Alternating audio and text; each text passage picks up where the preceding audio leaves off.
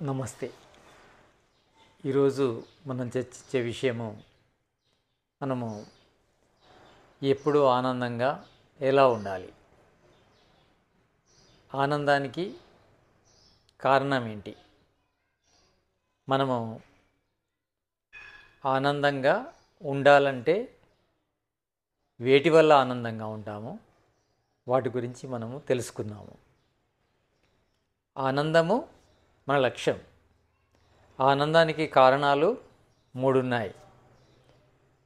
ఒకటి మనము అంటే వ్యక్తిగతము, 2 జీవ సమాజం, 3 ఈ నిర్జీవ పరిసరాలు.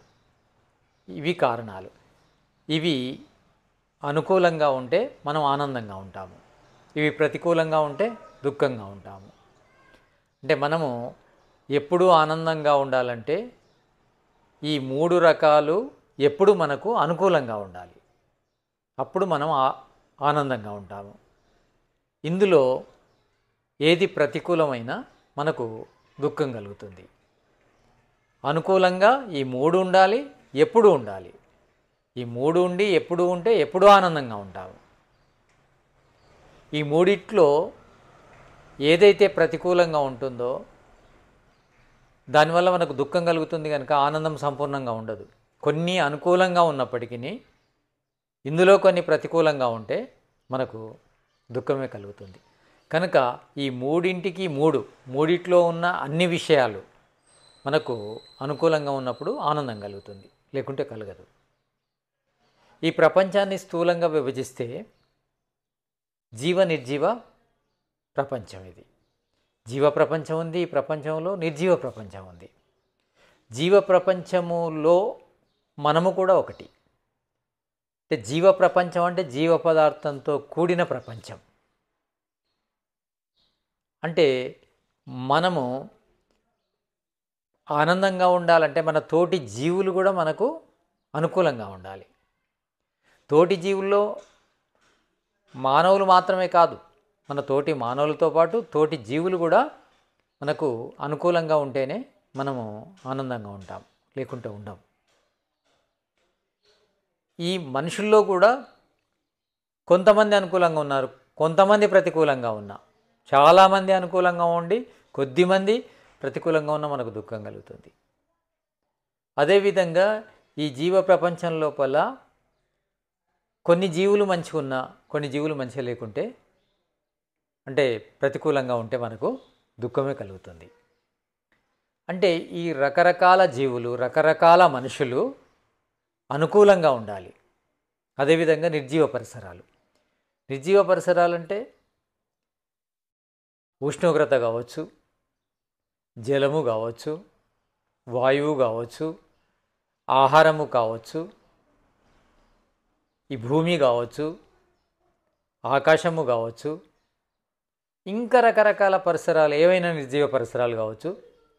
వాటిలో ఏది ప్రతికూలంగా ఉన్నా మనకు దుఃఖమే కలుగుతుంది. అంటే మనము ఆనందంగా ఉండాలంటే అన్ని రకాల జీవులు మనకు అనుకూలంగా ఉండాలి, అన్ని రకాల ఈ భౌతిక పరిసరాలు, నిర్జీవ పరిసరాలు అనుకూలంగా ఉండాలి. అప్పుడే మనము ఆనందంగా ఉంటాము. మరి వీటిని అనుకూలంగా మనము ఎలా ఉంచుకోవాలి అంటే ఈ జీవ నిర్జీవ ప్రపంచాన్ని అనుకూలంగా ఎలా ఉంచుకోవాలి? నిజానికి చెప్పాలంటే ఈ జీవ నిర్జీవ ప్రపంచం అంతా కూడా ప్రధానంగా మానవుడి కోసమే పనిచేస్తుంది. ఈ జీవ వైవిధ్యం కావచ్చు, ఈ నిర్జీవ పరిసరాలు కావచ్చు, అన్నీ కూడా ప్రత్యక్షంగానో పరోక్షంగానో మానవుడికే సహకరిస్తున్నాయి. అవి మన కోసం చేస్తున్నాయి కనుక మన ఆనందం కోసమైనా వాటిని మనము సంరక్షించుకోవాలి. వాటిని సంరక్షించుకోవాలంటే అవేంటో మనం తెలుసుకోవాలి. అంటే వాటికి సంబంధించిన అవగాహన ఉండాలి మనకు. ఈ నిర్జీవ జీవ ప్రపంచానికి సంబంధించిన పూర్తి అవగాహన ఉండాలి. అవగాహన ఉన్నప్పుడు వాటిని మనకు అనుకూలంగా ఉంచుకోవడం సాధ్యమవుతుంది. అవగాహన లేదనుకోండి, అనుకూలంగా ఉంచుకోలేము. మనకు సుఖం కావాలని తెలుసు, అంతే. ఆనందంగా ఉండాలని తెలుసు, కానీ ఆనందం ఎలా లభిస్తుందో తెలియలేదనుకోండి, ఆనందం లభించదు. కేవలం అనుకుంటే లభించదు. దానిని మనం సాధిస్తే లభిస్తుంది. సాధించాలంటే దాని గురించి అవగాహన ఉండాలి, మనకు జ్ఞానం ఉండాలి. జ్ఞానం లేకుంటే మనం దాన్ని అనుకూలంగా మార్చుకోలేము. కనుక జ్ఞానం కావాలి. ఈ పరిసరాల గురించి కానీ, తర్వాత ఈ జీవ ప్రపంచం గురించి కానీ. అంతేకాదు, మొదలు మన గురించి కూడా అవగాహన ఉండాలి. మనమంటే ఏంటి? శరీరం ఉంది. ఈ శరీరము ఎలా పనిచేస్తుంది? ఈ శరీరము ఆరోగ్యంగా ఉండాలి. ఈ శరీరము ఆయువుతో ఉండాలి. అంటే ఈ శరీరానికి ఆయువు ఆరోగ్యం రావాలంటే మనం ఏం చేయాలంటే ఈ ఆయువును ఆరోగ్యాన్ని పెంచే పదార్థాలను ఎలా తీసుకోవాలి, ఏది మన ఆయువును పెంచుతుంది, ఏది మన ఆరోగ్యాన్ని పెంచుతుంది, ఏది మన బలాన్ని పెంచుతుంది అనే విషయాలు తెలియాలి. అంటే మన లోపల ఆయువు లేకపోయినా, ఆరోగ్యం లేకపోయినా, బలం లేకపోయినా మొట్టమొదటి దుఃఖం మన నుంచి వస్తుంది. అంతేకాకుండా ఈ ఆయువు, ఆరోగ్యము, బలముతో పాటు మనకు కావలసిన అవసరాలు, ఈ ఆయువు, ఆరోగ్యం బలంగా ఉండాలంటే మనకు ఆహారం కావాలి, మనకు నివాసం కావాలి, మనకు కనీస సౌకర్యాలు ఉండాలి. వాటి గురించి కూడా అవగాహన ఉండాలి. అంటే వ్యక్తిగత దుఃఖాలు లేకుండా మనం మొట్టమొదలు ప్రయత్నం చేయాలి. వ్యక్తిగత దుఃఖాలు ఉండకూడదంటే మన వ్యక్తిగతం ఏంటిదో మనకు తెలియాలి. మనం ఏ విధంగానైతే ఆయువుతోని, ఆరోగ్యంతోని బలంగా ఉంటామో, మనము సంపూర్ణ శాశ్వత ఆనందాన్ని పొందగలమో, దానికి సాధనం ఈ శరీరమే సాధనం. ఈ శరీరం అనే సాధనం ద్వారానే మనం ప్రయత్నం చేయవలసి ఉంటుంది. అంటే శరీరాన్ని మంచిగా ఉంచుకోవాలి. ఈ శరీరం ద్వారా మన చుట్టూ ఉన్న జీవ ప్రపంచాన్ని బాగుంచాలి. ఆ తర్వాత నిర్జీవ ప్రపంచాన్ని బాగుంచాలి. అంటే దీనినే శాస్త్రం లోపల శారీరక సమస్యలు లేకుండా చేసుకోవాలి. మొట్టమొదలు దీన్ని ఆధ్యాత్మిక దుఃఖం అంటారు. అంటే శరీరం ద్వారా, అంటే మన ద్వారా మనకు కలిగే దుఃఖాలను ఆధ్యాత్మిక దుఃఖాలు అంటారు. ఇక ఈ జీవ ప్రపంచం ద్వారా కలిగే దుఃఖాలను ఆది భౌతిక దుఃఖాలు అంటారు. తర్వాత నిర్జీవ పరిసరాల ద్వారా లభించే దుఃఖాలను ఆది భౌతిక దుఃఖాలు, ఆది దైవిక దుఃఖాలు అంటారు. అంటే ఈ ఆధ్యాత్మిక దుఃఖాలంటే మన ద్వారా మనకు కలిగే దుఃఖాలు, ఆది భౌతిక దుఃఖాలంటే సమాజం ద్వారా మనకు కలిగే దుఃఖాలు, ఆది దైవిక దుఃఖాలంటే ఈ నిర్జీవ పరిసరాల ద్వారా మనకు కలిగే దుఃఖాలను మనం దూరం చేసుకుంటేనే అత్యంత దుఃఖ నివృత్తి జరుగుతుంది. లేకుంటే జరగదు. ఏదో ఒకటి మనకు దుఃఖాన్ని కలిగించే అంశం అనేది ఉంటుంది. కనుక మనము ఈ జీవ నిర్జీవ వ్యక్తిగత అవగాహనను పూర్తిగా పొంది ఉండాలి. పొంది ఉన్నప్పుడే దీన్ని మనము అనుకూలంగా ఉంచుకోవచ్చు. జ్ఞానము లేకుంటే ఇందులో ఏది ప్రతికూలమైన మనకు దుఃఖం కలుగుతుంది. కనుక మనం జ్ఞానాన్ని పొందాలి. ఈ ప్రపంచాన్ని స్థూలంగా విభజిస్తే రెండే రకాలు: జీవ ప్రపంచం, నిర్జీవ ప్రపంచం. ఈ జీవ ప్రపంచం లోపల మనము ఒకలం. మన జీవితం అనేది మన తోటి జీవ ప్రపంచంతో పాటు నిర్జీవ ప్రపంచం మీద ఆధారపడి ఉంది. ఈ మొత్తము జగత్తు లోపల మానవుడు ఒకడే బుద్ధిగల జీవి. అంటే ఆలోచించగలడు, ఆలోచించి మొత్తము ప్రపంచాన్ని తనకు అనుకూలంగా మార్చుకోగలడు, ఆనందాన్ని అనుభవించగలడు. మిగతా జీవులకు అలాంటి జ్ఞానం లేదు. కనుక జ్ఞానము పొందగల మనిషి జ్ఞానం పొందాలి. అవి జ్ఞానం ఎలా పొందలేవు.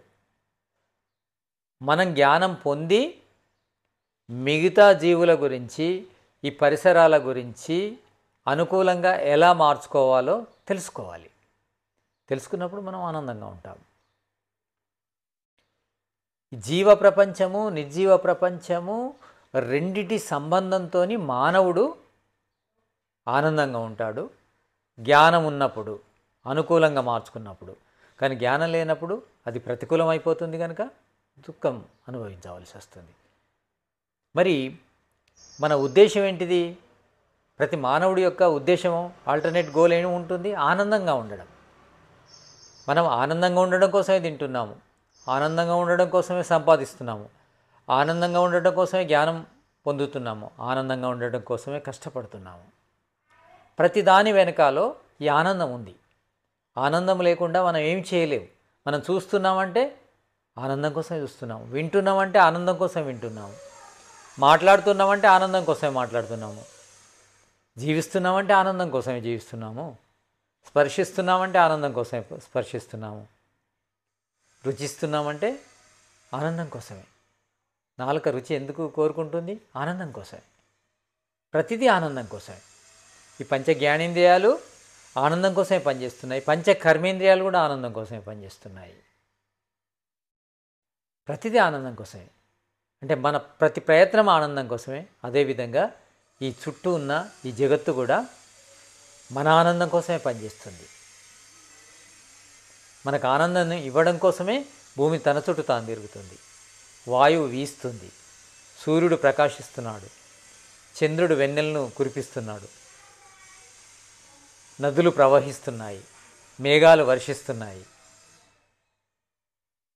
ఈ నిర్జీవ ప్రపంచమే కాకుండా ఈ జీవ ప్రపంచం కూడా మన కోసమే పరోక్షంగానో ప్రత్యక్షంగానో మన ఆనందం కోసమే పనిచేస్తున్నాయి. అంటే ఈ సమస్త జగత్ అంతయు మానవుడి ఆనందం కోసమే పనిచేస్తుంది. అంటే మన కోసం ఈ జగత్ అంతా పనిచేస్తుంది కనుక, మన ఆనందం కోసం పనిచేస్తుంది కనుక, మనకు ఆనందం కావాలి కనుక, ఆనందమే మన ముఖ్య లక్ష్యం కనుక, మనం ఆ ఆనందాన్ని పొందడం కోసము జ్ఞానాన్ని పొందాలి, వ్యక్తిగత జ్ఞానాన్ని పొందాలి, ఈ జీవ ప్రపంచానికి సంబంధించిన జ్ఞానాన్ని పొందాలి, ఈ నిర్జీవ ప్రపంచానికి సంబంధించిన జ్ఞానాన్ని పొంది దాన్ని అనుకూలంగా మార్చుకోవాలి. అనుకూలంగా మార్చుకోవడమే ఆనందం.